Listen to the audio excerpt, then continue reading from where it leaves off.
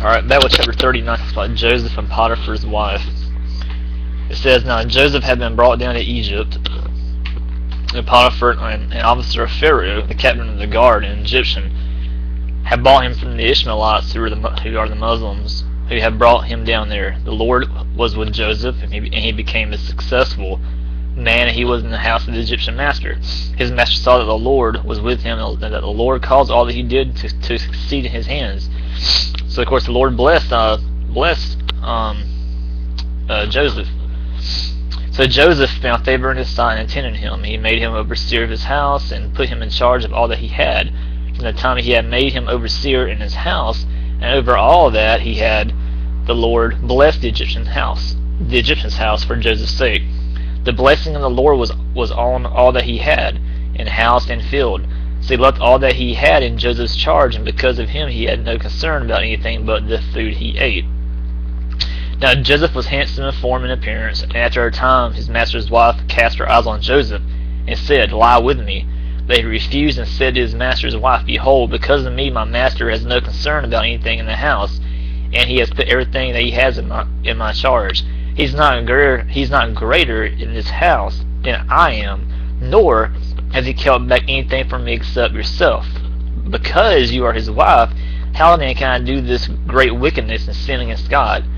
Basically, this married woman, Potiphar's wife, was wanting to have sex with Joseph, and Joseph said, Heck no, I'm not doing that. He's like, I'm not going to sin against God. It says, And as she spoke to Joseph day after day, he would not listen to her, to lie beside her, or to be with her. But one day when he went into the house to do his work, and none of the men in the house was there in the house, she caught him by his garment, saying, Lie with me. But he left his garment in her hand and fled out and got out of the house. And as soon as she saw that he had left his garment in her hand and had fled out of the house, she called to the men of her household and said to them, See, he has brought among us a Hebrew, or a Jew from Israel, to laugh at us. He came in to me to lie with me, and I cried out with a loud voice. And as soon as he heard that I lifted up my voice and cried out, he left his garment beside me and fled and got out of the house.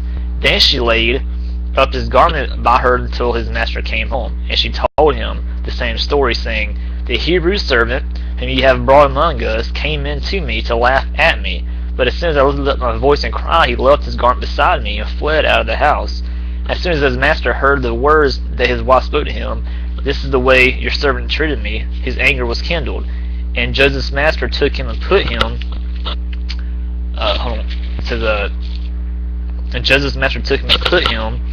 into the prison, the place where the king's prisoners were confined or jailed, and he was there in prison. But the Lord was with Joseph, and showed him steadfast love, and gave him favor in the sight of the keeper of the prison. And the keeper of the prison put Joseph in charge of all the prisoners who were in the prison. Whatever was done there, he was the one who did it. The keeper of the prison paid no attention to anything that was in Joseph's charge, because the Lord was with him, and whatever he did, the Lord made it succeed. Amen.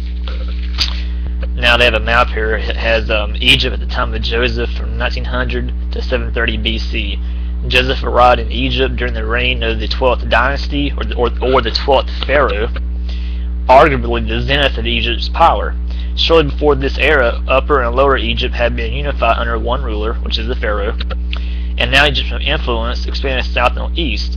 The regular flooding of the Nile River provided a relatively stable supply of food and offered some degree of protection from the famine suffered by the other lands of the ancient Near East, Middle East today.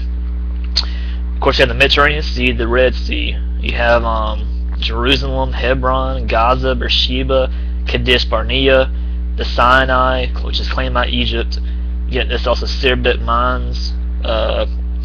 You have Lower Egypt that has Migdol, Zoan, Ramses, Goshen, On. The Great Pyramids were built during this time.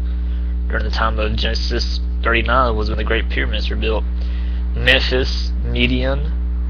You have the Nile River, Abydos, Thebes, Upper Egypt, Elaphantine, the Sahara Desert. So basically, Lower Egypt is actually Upper Egypt.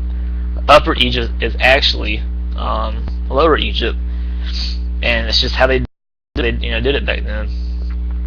But anyway, this is the map of it. And you can see the Great Pyramids also was in Lower Egypt, which is actually Upper Egypt today.